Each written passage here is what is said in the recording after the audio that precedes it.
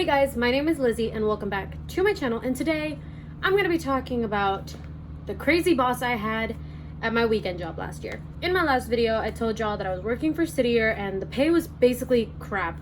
So I needed to get a weekend job to be able to afford my lifestyle. And by lifestyle, I mean the drive that it took me to get from Denton to Northwest Dallas to get to work. I liked the job. I loved the place where I worked at. I had wanted to work there since I was in college. It was a K-pop store. It was inside a Korean supermarket and I loved it. But what I didn't realize is that they had a very high turnover rate. So if you don't know what a turnover rate is, it basically means that a lot of people come and go at the job. They only had 4 long-standing employees, and one of them happened to be close friends with the owner. The other 3 just happened to be 3 teen girls. They had been working there for a couple of years. Let me tell y'all about why we hated this place. I started working there like end of August, beginning of September of 2018. It was basically like a cashier job, but not really, because you were either at the register or you were stocking or you were watching. It was a tiny, tiny store, like miniature,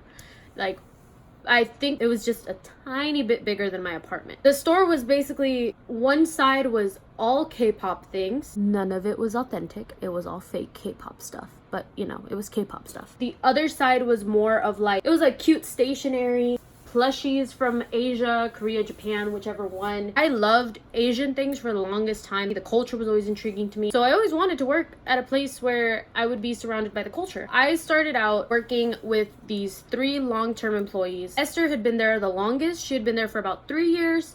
Naji had just had her year there. And Trin had probably been there for about 3 years, probably like 2 years as well.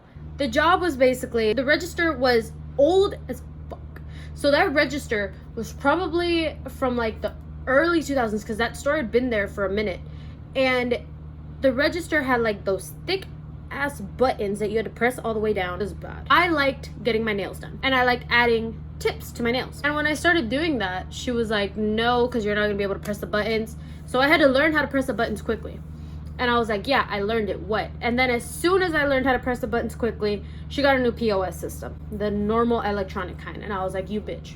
I just took the first month learning how to do this. The first month I was there, I was working with this other girl named Shelby. One night before she quit, she came and she was like, hey, let's hang out. So we went to go get like a cup of tea. And we were just talking, like just eternally talking. I think I stayed there till, because I got out at like 9 or 10 and I stayed there till like almost midnight. We were just talking about like working at the store, our lives and stuff, and that's when she told me all of the dirt on the store. All of the stuff that we used to sell was basically just like K-pop stuff. We would say it was official, but in reality the majority of it was all counterfeit. All of the K-pop stuff in that store was all fake. The only thing that was probably real were a few of the light sticks for the concerts, but that was it.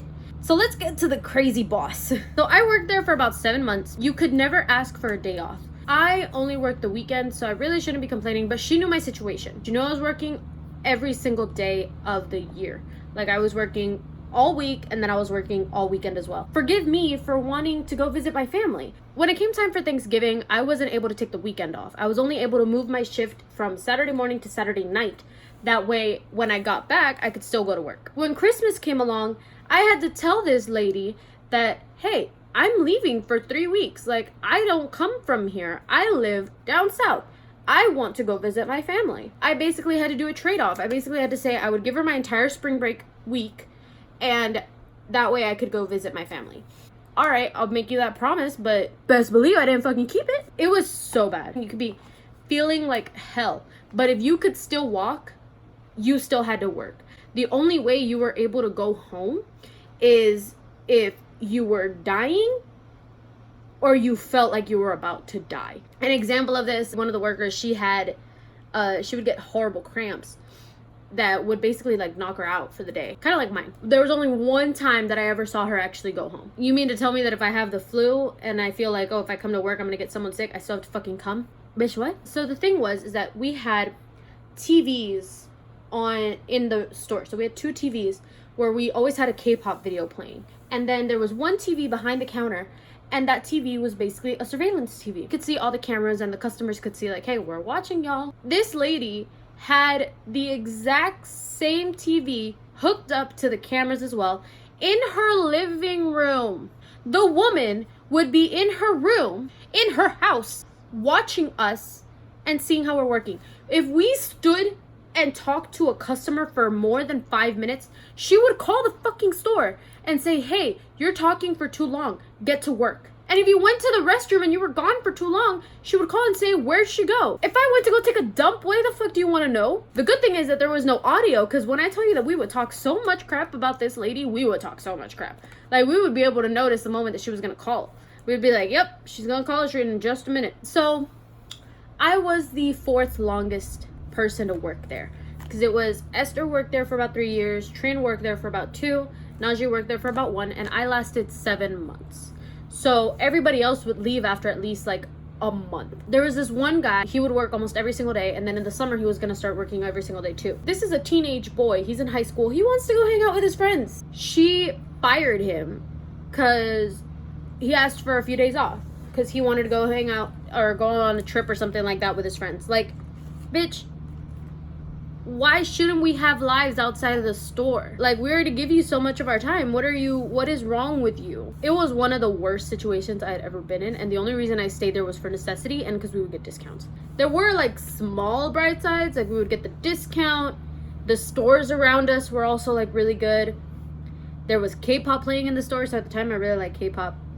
And the authentic Korean food. So sometimes she would bring us lunch or dinner, and it would be like authentic homemade Korean food, which was really good, because if you've never tried Korean food, I recommend it. It's really good. I left that job in March because I decided I'm not gonna deal with this lady anymore. Apparently the people that had lasted the longest quit after me. The 2 girls that were there for longest, they quit like in June, and then the last girl, she quit in August. I don't know how the store is doing now. Pay was good, I'm not gonna lie. As starting pay for me was like $9 an hour. It's a really good job as far as pay and everything, but dealing with the boss herself, it's not worth it. I'm not gonna say the name of the lady, I'm not gonna say the name of the store.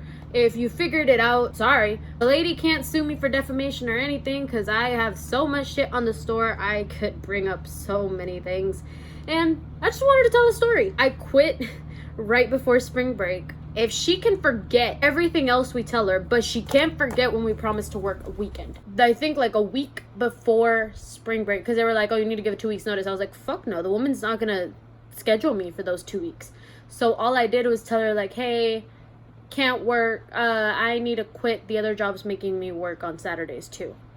And she was like, okay. And then later she came and talked to me. She's like, you should have given me a 2 weeks notice. I quit on a Saturday, so then she told me, hey, you're not scheduled for Sunday either. So I was like, all right.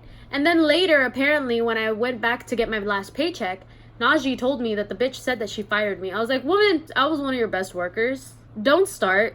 You're already having me training people.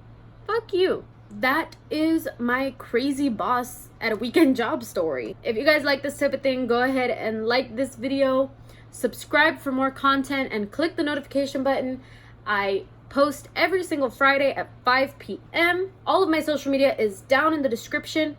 And leave a comment about any crazy boss that you've ever had, or if you know what store I'm talking about, but don't mention the name or the lady. I'm not trying to get in trouble. But yeah, thank you guys so much for watching, and I will see you guys next week.